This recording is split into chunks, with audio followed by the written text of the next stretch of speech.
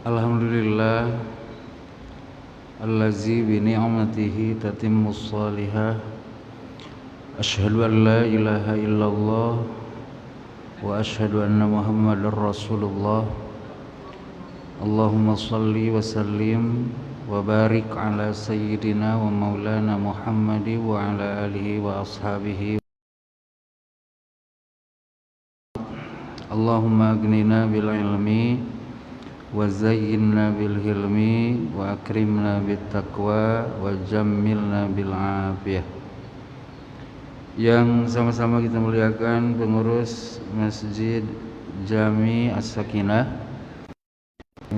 para alim ulama cerdik pandai, para orang tua semuanya, saudara-saudari rahimakumullah.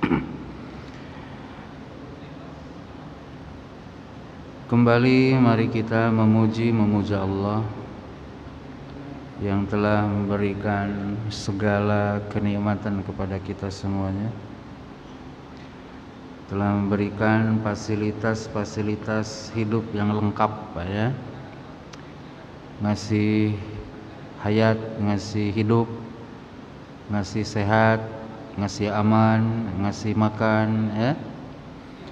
Alhamdulillah, hidayah dan taufik pun Allah kirimkan kepada kita, Allah hadiahkan. Mudah-mudahan kita bisa mensyukuri semua ini dengan sebenar-benar syukur. Selanjutnya shalawat salam mari kita bacakan untuk Rasulullah beserta keluarga, sahabat dan pengikut beliau. Allahumma shalli wa sallim ala sayyidina wa maulana Muhammadin wa ala alihi wa ashabihi ajmain. Lanjut ya, masih dengan judul yang sama. Judulnya ingat-ingat ya, larangan dari syariat ya kepada kita umat yang telah beriman. Kita dilarang minta-minta jabatan ya, kita dilarang memilih wilayah. Kalau memang tidak wajib jabatan itu kita ambil, atau kita tak memiliki hajat terhadap jabatan tadi. Judul itu udah kita ulang-ulang ya. Garis besarnya gitu, penjelasannya sudah. Di hadis terakhir kemarin, di ujung hadis ya, di hadis nomor 1 di riwayat Imam Bukhari Muslim dari Abu Sa'id Abdurrahman bin Samurah, Rasulullah Sallallahu Alaihi Wasallam memberikan 2 pesan kepada sahabatnya ini, Abdurrahman bin Samurah. Pertama, pesan Rasul Abdurrahman, kamu jangan minta-minta jabatan ya. Rasul ngasih alasan, karena kalau kamu meminta jabatan ya, terus jabatan itu dikasihkan sama kamu nanti tak akan ditolong Allah ya. Tapi kalau kamu dapat jabatan itu tanpa didahului oleh minta-minta, rayu-rayu ya, maka kamu akan dibantu Allah. Kemudian pesan kedua kata Rasul, bila kamu bersumpah, kadung bersumpah ya,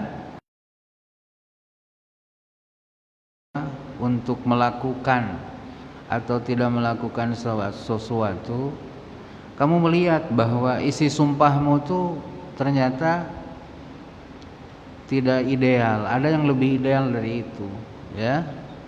Kata baginda Rasulullah, dahlah langgar aja sumpahmu tuh ya. Nah, setelah itu kamu bayar kifarat ya, kifarat sumpah namanya. Contoh kemarin misalnya kita kelahi kawan lah, saking geram kita bilang, demi Allah haram aku nampak wajah kamu lagi. Maknanya apa? Tak akan ketemu lagi kan. Udah pakai wallah loh, udah pakai nama Allah untuk tak saling jumpa. Berlalu waktu, nyesel kita. Kemudian kita melihat bahwa berteman dengan dia nih ternyata lebih baik ya, ketimbang kita memutus hal seperti itu. langgar isi sumpah tadi. Cuman ada sanksi, ya, bahasa syariatnya sanksi ini kifarat, ya. Kifarat nih karena tadi dah pakai nama Allah kan, nah, nama Allah nih kita langgar. Nah, kifaratnya itu di Quran disebutkan pakaffaratuhu it'amu asyrati masakina min awsati ma tut'imuna ahlikum aw kiswatuhum aw tahriru raqabah fa illam tajidu fasiyamu salasati ayyam. Kifaratnya itu pilih, ya, salah satu dari yang 3. Yang mana satu silahkan, tak mesti berurut ya, mana suka aja. Mana itu? Pertama, ngasih makan 10 orang miskin dari makanan yang biasa kita makan. Yang kedua, pakaian kepada 10 orang miskin. Kalau ketiga-tiganya tak bisa dibuat, ngasih makan tak bisa, ngasih pakaian apa lagi, memerdekakan hamba saya apa lagi, maka solusinya itu adalah puasa 3 hari, ya. Nah, itu kalau kita mau melanggar isi sumpah, ya. Nah, kalau di Arab nih Pak, bersumpah tuh ya biasa gitu ya, biasa. Kalau kita nih jarang, ya, jarang. Sehingga karenanya maka di Quran nih ada ayat terkait sumpah khusus, ya, itu terkait sumpah khusus. Sampai menyinggung tentang kebiasaan orang Arab yang sikit-sikit sumpah, sikit-sikit sumpah. Jadi wallah tuh udah makanan hari-hari, ya. Disebutnya itu apa? Sumpah lagun katanya, ya. Sumpah lagun tuh gitu, karena kebiasaan bibir aja. Allah, Allah. Tak bagus sumpah tuh terlalu di apa ya? Terlalu di mudah-mudah. Tak bagus, ya. Kalau bisa bersumpah tuh untuk hal-hal penting saja, jangan terlalu dibiasakan. Hadis kedua, ya, terkait dengan judul ini begini. Dari Abu Dzar radhiyallahu taala anhu, sahabat senior, ya, Abu Dzar. Kalau tadi Abdurrahman bin Samurah ini menjadi sahabat Rasul tuh ketika Makkah sudah ditaklukkan. Nama ketika kafirnya beliau ini bukan Abdurrahman katanya, diganti oleh Rasulullah SAW sehingga namanya menjadi Abdurrahman. Jadi ganti nama nih boleh, ya. Nama sebelum Islamnya nih Abdul Ka'bah. Abdul Ka'bah. Ada lagi yang mengatakan Abdul Kilal. Kemudian Rasulullah SAW memberi nama setelah berislam menjadi Abdurrahman, ya. Jadi mengganti nama nih tak ada masalah, ya. Ada sunnahnya. Tapi digantinya dengan yang lebih baik, ya. Seperti tadi Abdul Ka'bah, hambanya Ka'bah, gitu kan. Abdul Kilal diganti jadi Abdurrahman. Nah, kayak di Jawa kan ada tuh nama kecil kemudian nama setelah besar, gitu ya. Mungkin dari cerita inilah bisa jadi, ya. Di hadis kedua dari Abu Dzar radhiyallahu kepada saya sallallahu alaihi wasallam begini, ya Abu Dzarrin, inni araka, kepada Abu Dzar ini lemah. Lemah itu maksudnya fa'anil qiyam bi wadhaifil wilayah. Fatu aziza an tanfidi umuriha wa riayati hukukiha. Rasul menilai Abu Dzar ini lemah dalam pengertian tidak memiliki kemampuan untuk menunaikan tugas-tugas kekuasaan, tugas-tugas jabatan.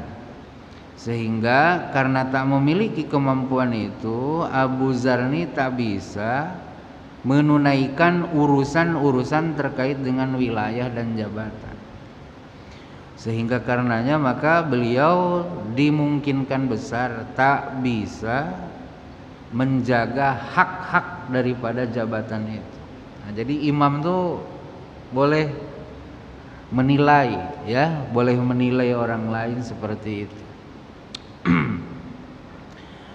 Selanjutnya kata baginda Rasul, wa inni uhibbula kama uhibbu li nafsi, dan sesungguhnya saya Abu Dzar menyenangi untuk dirimu apa yang ku senangi untuk diriku. Jadi artinya ya, menilai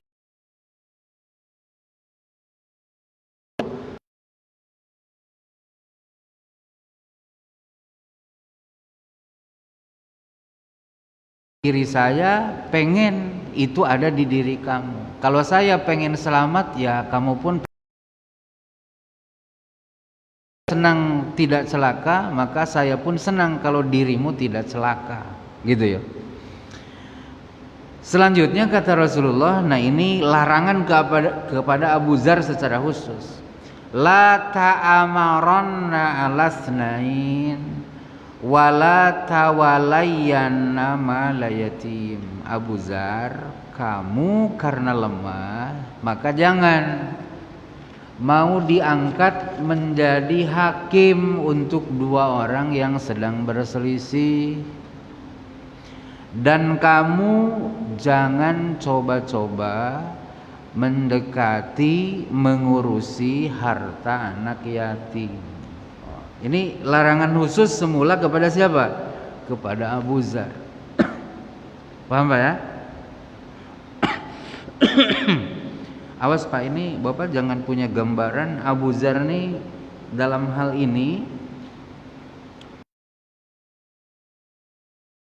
harus paham. Abu Dzar nih sahabat senior,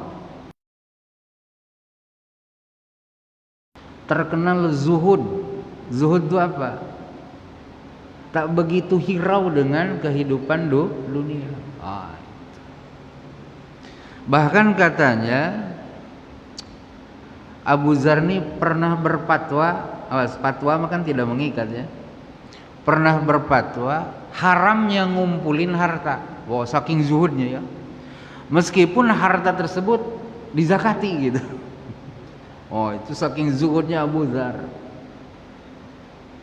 Paham Pak?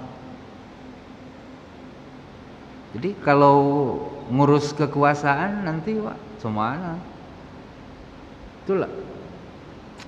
Saya ada cerita nih tapi tak usah nyebut nama ya. Beliau nih Pak, Quran hafal, hadis banyak, memahami Quran boleh lah, terkenal kan. Tapi untuk memanage satu instansi itu tak ada talentanya di situ. Jadi ketika urusan instansi, urusan administrasi, betul lah, itu diserahkan kepada beliau, berat, mandek. Tapi kalau untuk pemikiran luar biasa. Paham Pak ya? Jadi belum tentu orang yang mengerti, betul lah, mengerti cara ngajar, mengerti teori, belum tentu ya secara administrasi dia bisa memanagenya. Nah, maka pentinglah istilahnya bahasa ketua kemarin apa? Open bidding ya, open bidding. Ada paper zakat, betul lah. Paper zakat itu biasanya kan yang ditunjuk nih senior-senior ya, yang tahu perjalanan dalam berorganisasi, tahu person-person orang. Nah, itu. Supaya itu tadi tidak menyerahkan urusan kepada yang bukan ahli. Nah, Abu Dzar Tak begitu hirau lah dengan kehidupan dunia itu, ya makan asal makan, pakaian asal berpakaian gitu. Tak tahu tek-tek bengek ngurus kehidupan dunia. Nah, maka kata Rasulullah, kamu jangan menjadi penengah di antara dua orang. Jangan jadi hakim di antara dua orang. Hakim ini kan harus mau ribet, Pak. Betul lah. Coba pernah ada tak jadi saksi dalam sidang? Capek kan ditanya hakim. Betul lah. Kalau banyak pertanyaan tuh kan orang-orang zuhud tak pasti seneng, Pak. Itu dari sisi keahlian di bidang itu Rasul melihat Abu Dzar ini tak ada talenta untuk itu. Maka kata beliau, kamu jangan menjadi penengah. Kemudian sekarang harta yatim, kamu jangan coba-coba mendekati, ngurusi harta anak yatim, meskipun itu anak yatim yang punya harta itu adalah karib kerabat. Awas, Pak, ini kan hitopnya kepada Abu Dzar, ya, hitopnya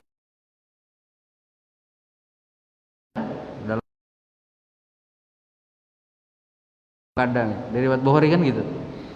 Ana waka filul yatim fil jannati hakada.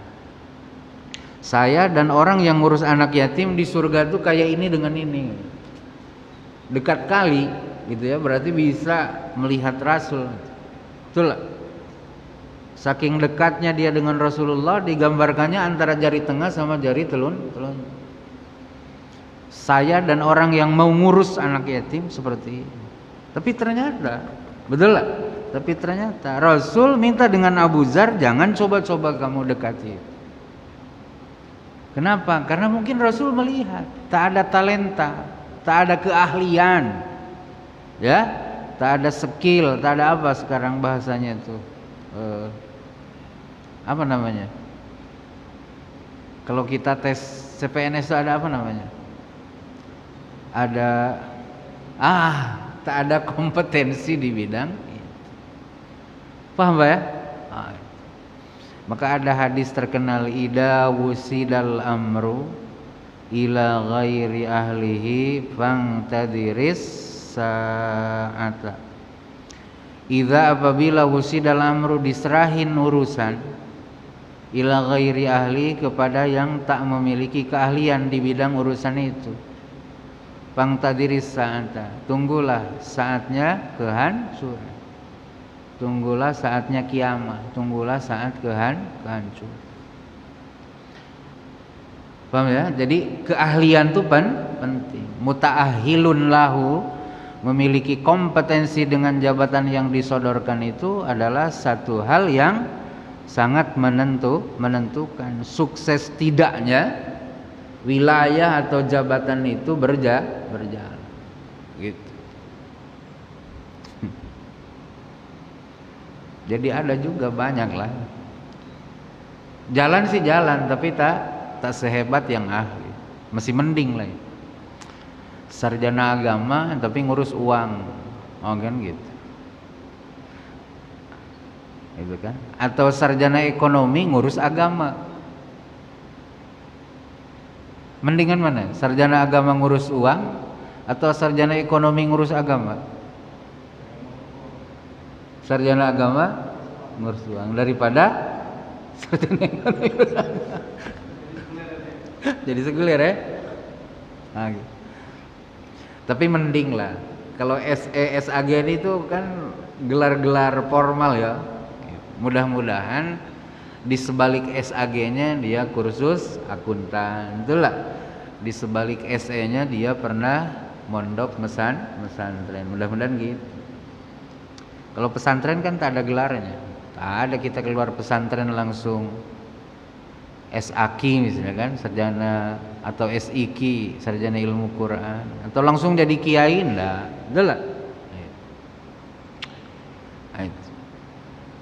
Nah, ini Islam.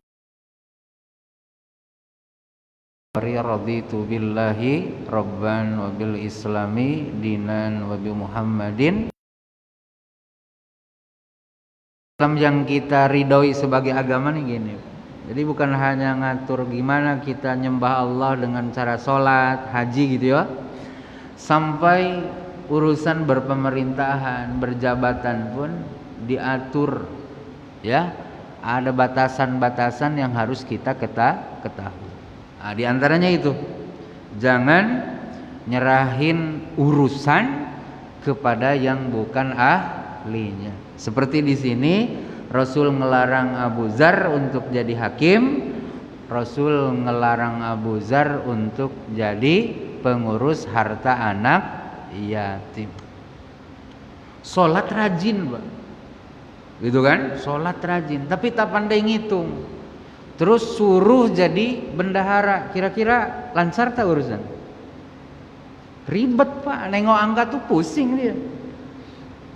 Betul lah. Soleh tapi tak mengerti urusan yang diserahkan. Jangan itu. Betul lah. Jangan. Paham dah ya? Nah, seperti itu. Jadi ini iktibarnya gitu. Iktibarnya gitu. Abu Dzar tuh soleh banget. Ya, soleh banget. Zuhud. Gitu. Zuhud. Jangankan harta yang haram, harta yang subuhat, yang halal aja beliau ngambilnya tuh seperlunya aja. Abu Dzar, ya. Itu di riwayat Imam Muslim. Kemudian di riwayat Imam Muslim yang lain masih dari Abu Dzar juga, cuman redaksinya lain. Begini. Abu Dzar pernah meminta kepada Rasulullah, meminta untuk dipekerjakan, gitu. Bahasa Arabnya begini, ya Rasulullah, ala tasta'miluni, tahrid ya. Wahai utusan Allah, angkatlah saya sebagai pegawai. Istiqmal tuh gitu ya. Istiqmal tuh minta Abu Dzar kepada Rasul untuk dijadikan sebagai amil, pegawai. Fadaraba biyadihi ala mankibi. Nah, setelah Rasul mendengar ucapan saya tadi, beliau memukul mankib saya. Ya, mukul tuh.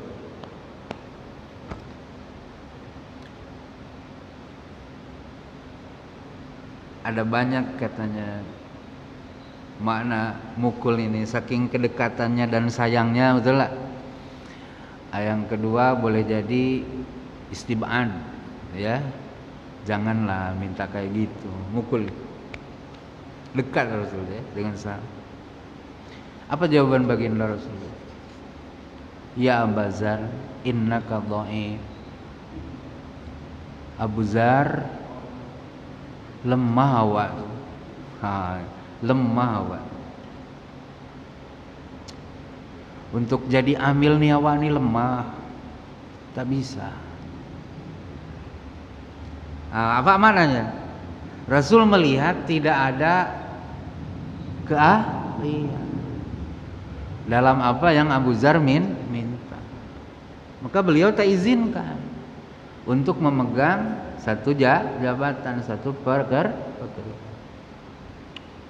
Jujur ya, Rasul sayang karena sayang. Wa innaha amanah.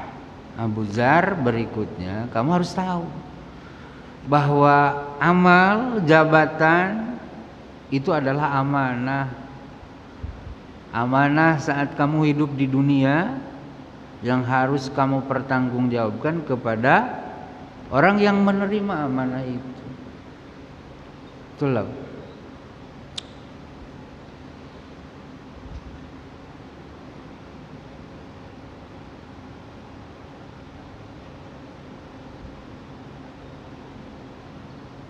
Jadi amanah itu harus dijaga. Menjaganya itu perlu keahlian. Betul lah? Perlu kemampuan. Ngejaga amanah itu kan gitu. Menunaikan sesuai dengan yang semestinya. Memberikan sesuai dengan yang seharusnya. Amanah itu kan gitu.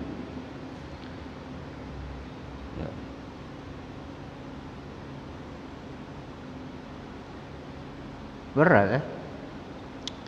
Jadi kalau ngaji hadis ini Berat kita jadi pejabatnya, Pak. Ya pejabat tuh tak harus pejabat daerah lah, betul ya? Apa yang diamanahkan kepada kita tuh jadi seksi, jadi apa, betul lah? Itu amanah. Ketua Karang Taruna, ketua apa lagi Ustaz? Ketua rukun tetangga, ketua rukun warga, ketua pagu yuban, itu kan amanah-amanah juga, betul lah? Bahkan saking banyaknya amanah kita sampai tak ngerti lagi apa jabatan kita di situ tuh. Saking banyak SK loh. Allah.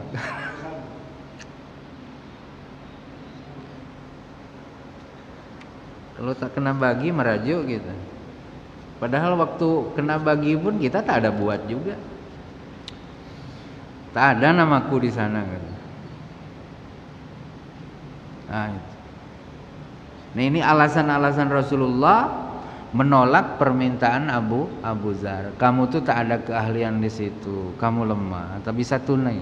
Kemudian ini amanah loh Abu Dzar, gitu loh. Padahal kita yakinlah Abu Dzar tuh tak ada minta amal, minta pekerjaan kepada Rasul, minta jabatan tuh untuk kepentingan diri. Betul lah? Orangnya zuhud kok. Betul lah? Jadi larangan Rasul tuh bukan karena melihat Abu Dzar takut korupsi, takut memperkaya diri, takut nepotisme, bukan. Tapi semata-mata karena Rasul melihat tidak ada ahliyah, tidak ada keahlian, tidak ada kompetensi untuk Abu Dzar di bidang yang dia minta. Selanjutnya ini alasan ketiga Rasulullah kepada Abu Dzar. Kenapa tak mau ngasih jabatan itu kepada beliau? Wa innaha yaumal qiyamah khizyun wa nadama. Dan sesungguhnya Abu Dzar, jabatan itu di hari kiamah nanti akan menjadi kehinaan dan penyesalan. Khizyun itu kehinaan, nadama penyesalan. Di hari kiamah amanah yang kamu minta ini nanti akan menjadi kehinaan bagi dirimu dan akan menjadi penyesalan bagi dirimu. Untungnya tak titik, ya. Ada lanjutannya. Kalau titik di situ selesai Pak gitu. Betul lah.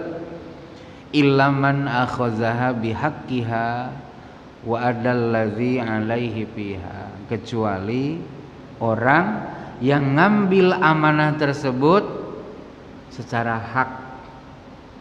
Apa artinya? Muta'ahhilun piha, dia memiliki keahlian di amanah yang dia ambil. Gitu loh.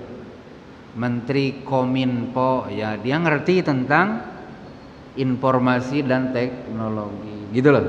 Menteri Keamanan ngerti bagaimana mengamankan negara. Menteri Dalam Negeri ngerti bagaimana ngatur dalam negeri, gitu loh. Paham Pak ya? Nah, itu artinya illa man akhadha bihaqqiha. Kecuali orang yang ngambil amanah itu sesuai dengan keahliannya. Tapi tak titik juga, ada lagi yang kedua, wa addallazi alaihi fiha. Selain ahli juga dia menunaikan amanah tersebut dengan semestinya, tidak mencurangi amanah. Bahasa sekarang apa? Kompetisinya, apa namanya tadi? Nah, susah ya. Kompetensinya ada. Ini karena pendengarnya kan di Facebook nih, jadi harus agak ngerti sedikit orang kan. Ini gaya Edi ini di Facebookin nih Pak. Gitu. Sempat salah saya, bahaya Ustaz. Gitu kan? Dia punya keahlian, berkompetensi, betul? Ya sekarang mah kompetensi itu kan dibuktikan dengan gelar, gitu ya. SH, SHI, SPD, SPDI, SAG. Kalau dulu kan SH, SE gitu kan, MA, ada lagi LC, itu kan. Apalagi Ustaz, doktorandus, insinyur, dokter hewan, gitu kan, dokter hewan, apa lagi, dokter gigi, gitu. Kayak gitulah. Jadi ilaman akhadha bihaqqiha tuh gitu. Dia spesialis paru karena memang dokter paru. Jangan spesialis gigi ngobatin paru. Wah, kan gitu. Itu kan tidak bihaqqiha ngambilnya. Gitu. Paham ya? Bahaya nanti. Kemudian wa'adalladzi alaihi fiha. Nah, ini bahasa kitanya apa? Integrity, ya. Punya integritas. Artinya amanah itu betul-betul ditunai dengan semestinya. Kalau memang BLT itu harus sampai kepada yang sudah tersebut, sudah sampai, tidak ada yang mampir ke kocek pribadi, tidak ada yang nyangkut, tidak ada yang tak sampai, tidak ada yang dimanipulasi. Nah, kalau ngambil amanah tuh ada dua syarat tadi, akhadha bihaqqiha, kemudian adzalladzi alaihi fiha, punya kompetensi di bidangnya, kemudian punya integritas dalam amanah tadi, maka insya Allah di akhirat nanti amanah tersebut tidak menjadi khizyun dan tidak menjadi nada matu, tidak menjadi kehinaan dan tidak menjadi apa? Penyesalan. Maka saya sampaikan kemarin ya, bahwa ternyata larangan ngambil amanah itu, betul? Haramnya itu atau makruhnya itu bukan zatiahnya, melainkan karena faktor eksternal, betul? Sehingga hukum asalnya jabatan, hukum asalnya wilayah itu bukan haram tapi mubah. Cuman Rasul ngasih warning dengan kita, hati-hati gitu loh. Nah gitu, jangan karena mubah lalu kamu ngambil seenaknya saja, ada bahaya-bahaya. Nah, bahayanya itu yang oleh Imam Nawawi disitir dari ayat Quran. Apa itu? Uluwan wa fasadan. Ketika wilayah kekuasaan, ketika jabatan kita pegang, di situ kemungkinan besar ya itu bisa menjembatani kita kepada ketakaburan dan kerusakan. Itu Pak ya. Nah, itu. Biar kita proporsional. Ya, biar kita proporsional. Sehingga karenanya jangan Bapak mencemeh kiai yang jadi pejabat, betul lah, ustadz yang jadi anggota dewan, jangan.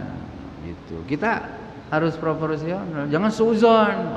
Kiai ini senang dunia, ngapa dia jadi hati? Jangan. Boleh jadi beliau merasa yuta'ayyan alaih, jabatan itu wajib direbutnya. Kenapa? Analisa beliau, bisa jadi kan, ijtihad beliau melihat perjalanan politik di kampungnya, di kabupatennya, di kotanya, di wilayah gubernurannya ini dari waktu ke waktu nih gitu kan, tak ada peningkatan, coba aku turun. Dengan konsep, betul lah. Kita harus punya apa? Husnuzon begitu, betul lah. Harus ada baik sangka. Jangan kiai turun, ustadz turun di panggung politik. Waduh, kacau kiai ini kan. Gitu jangan. Betul lah. Kan politik tuh pasti ke wilayah kan. Yang dikejarnya dari berpolitik itu apa? Kekuasaan. Betul lah. Kekuasaan. Nah, kekuasaan itu bukan perkara haram, Pak. Kekuasaan itu perkara yang mubah. Tinggal mau dipakai kemana. Betul lah. Mau menjembatani kebaikan atau justru untuk menjembataninya kita sampai kepada ketakabur. Bapak dengarkan ceramah Ustadz Abdul Somad, betul lah? Pernah Bapak dengar kata Uwas ya? Ketika punya jabatan diam, setelah pensiun baru nyesel katanya dulu.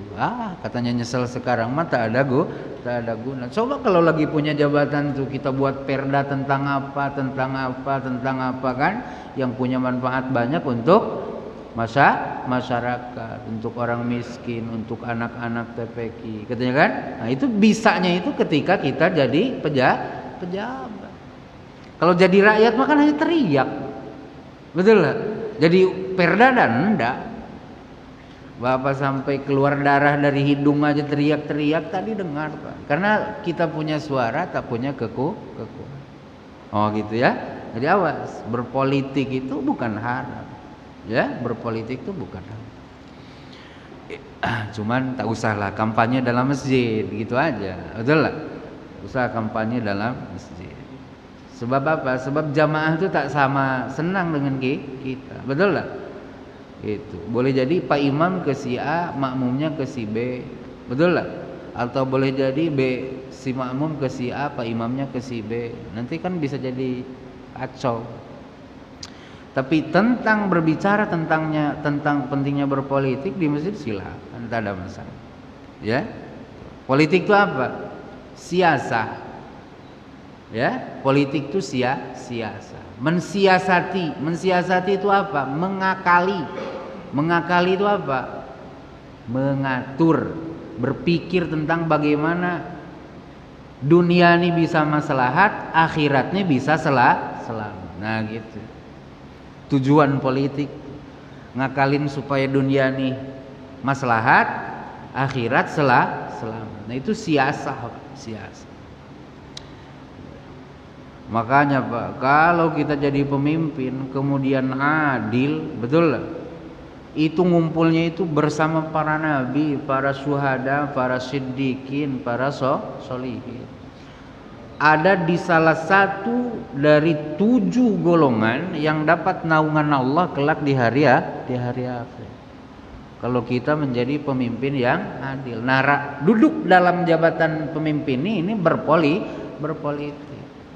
Kecuali lah zaman Bani Israel. Kalau Bani Israel dulu itu SK-nya tuh dari langit Pak. Betul lah, sebagian lah ya. Seperti siapa? Raja Tolut. Betul lah, Tolut tuh kan dari langit katanya Pak SK-nya. Tabut tuh turun dari langit menuju rumah Tolut. Kalau sekarang jangan berharap begitu. Betul lah. Nunggu peti datang dari langit ke rumah siapa turunnya jangan. Sekarang mah melalui one man one vote, satu orang satu suara. Betul lah, satu orang satu suara. Makanya 2024 betul lah. Ini kan bukan kampanye nih, ngasih tahu hak Bapak sebagai warga negara Indonesia. Turun ke TPS, pilih wakil rakyat, pilih presiden, pilih gubernur, pilih wali kota, pakai nurani Bapak, pakai nama Allah. Betul lah. Kemudian kalau kalah jangan ngamuk. Betul lah. Kan dah pakai nama Allah, masa pakai nama Allah ngamuk. Betul lah. Nah, udah pasrah. Kan kemarin sudah dikasih ilmunya, was'alullahalladzi lakum fa innallaha sa'iluhum ammastarahum. Betul lah. Nah gitu. Kalau mereka tak sesuai dengan keinginanmu, udah minta aja sama aku, kata Allah, apa yang menjadi hak-hak kamu, jangan laknat mereka. Betul lah. Biar aku yang menghadapi penguasa-penguasamu yang dolim itu. Gitu Pak. Jadi kita punya Allah sebagai rakyat nih, tak usah risau. Betul lah. Nah, cuman kita rajin-rajin aja minta dengan Allah, ya Allah beri petunjuk, ya Allah beri petunjuk mereka gitu. Jangan malah melaknat. Gitu ya. Itu kacau kalau melaknat. Tak ada baiknya itu. Lanjut ya. Hadis terakhir ini di riwayat Muslim ya. Sekarang di riwayat Imam Bukhari. Dari Abu Hurairah radhiyallahu taala anhu anna Rasulullah sallallahu alaihi wasallam qala innakum satahrisuna 'alal imarah. Nah, ini mukjizat Rasul. Rasul ini berbicara ini sebelum kenyataan ini terjadi.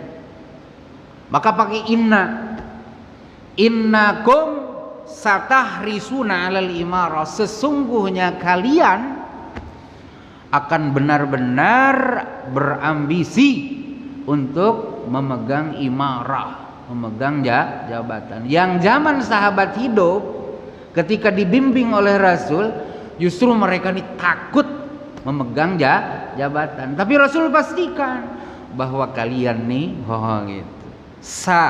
Satu taswib namanya, ya. Taswib itu artinya akan, ya. Nah, ini mukjizat Rasulullah. Beliau bincangkan sesuatu yang belum terjadi saat itu, dan ini nyata. Betul lah. Kalian ini akan menjadi orang-orang yang berambisi untuk mendapatkan jabatan. Nah, selanjutnya kata Rasulullah, wasatakunu nazamatan yaumal qiyamah, dan jabatan yang kamu kejar itu di hari kiamah nanti akan menjadi penyesalan. Awas Pak, ini kalimah umum, lafaz umum ya. Bapak jangan telan-telan bulat-bulat ini. Ada kaidah begini, ma min amin illa lahu mukhassisu, atau ma min mutlaqin illa lahu muqayyidun. Tidak ada lafaz umum kecuali dia punya pembatas. Tidak ada lafaz mutlak kecuali dia punya muqayyid. Paham? Jadi ini kan lafaz umum. Sesungguhnya kalian ini benar-benar akan menjadi orang yang rakus dengan jabatan, dan sesungguhnya jabatan itu akan menjadi penyesalan di hari kiamat. Apa semua jabatan jadi penyesalan di hari kiamat? Tidak. Akhadhaha bihaqqiha wa addalladzi alaihi fiha. Paham Pak? Kecuali kalau dia mengambil jabatan itu sesuai dengan keahliannya dan dia punya integritas di dalam melaksanakan amanah tersebut, jabatan tersebut. Ini contoh gini, katanya semua orang yang meninggal masuk kubur pasti akan ditanya oleh malaikat di kubur itu, betul lah? Coba menurut Bapak, apa semua orang termasuk para nabi, para rasul? Kira-kira lah. Itulah. Kira-kira Nabi Muhammad ditanya enggak dalam kubur? Siapa Tuhanmu? Allah. Siapa nabimu? Diriku, kan mungkin. Tahu enggak? Nah, itu kan umum tuh. Betul enggak? Gitu. Setiap orang sampai di hari kiamat tuh pasti akan dihitung. Apa semuanya? Termasuk para nabi? Tidak juga. Betul lah, para nabi itu takkan dihitung lagi. Betul lah, takkan ditimbang lagi. Pasti mereka langsung masuk ke dalam surga. Maka ada dari, jangankan nabi, umat rasul pun ada lebih dari 70.000 yang masuk ke dalam surga tanpa hisab. Paham Pak ya? Ingat-ingat tuh patokan itu. Ma min amin illa lahu muqayyid, ma min mutlak illa lahu muqayyid. Tidak ada lafaz am kecuali ada mukhassis, tidak ada lafaz mutlak kecuali dia ada punya pembatas.